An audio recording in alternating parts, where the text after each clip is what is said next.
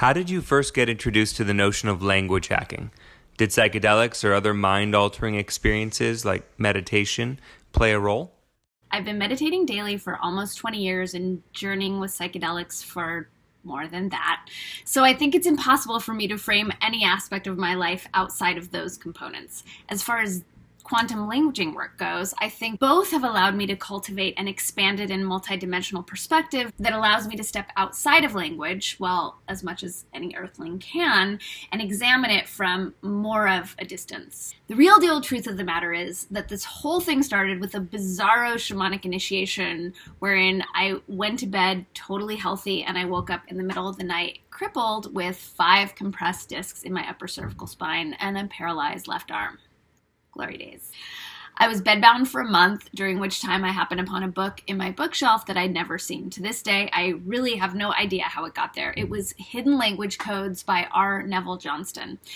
The book activated something in me, and after I read it, words started to show me their secrets, their codes, their vibrations, different dimensional levels of meaning and function. And suddenly I was able to see how words were landing in other people. I could see when they would shut people down. I could see when they lifted them up. At this point, it's like the words are jumping out of their proverbial, though totally not existent skin to show me all these other parts of themselves and how they work. And for as much as I work with words, I have to be in a very specific space to allow myself to receive their teachings because it's all so massive and comes along with a zillion implications and offshoots.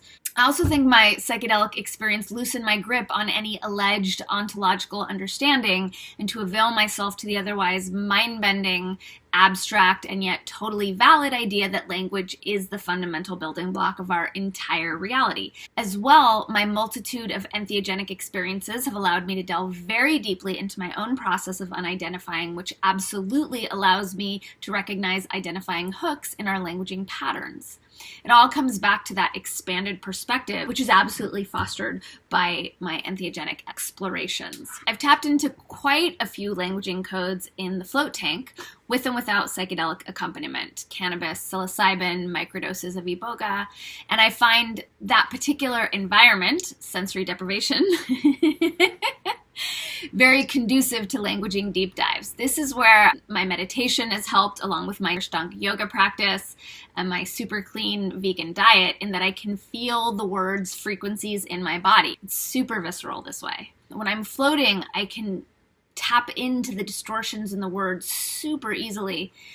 And I can also feel it when the upgrades click in and align themselves with a larger truth. It's like sacred geometry patterns in my body, and then when they're aligned, it's like this rush of blissful coherence. I definitely credit my meditation practice with that nuanced sensitivity and also my experiences with 5-MeO DMT. Is it DMT 5-MeO? The deeper I go into my languaging studies as well as my own psychedelic explorations, the more I come to understand how flimsy so many of these constructs enslaving us really are, and that we ourselves are holding a great big bunch of the keys to this giant mystery.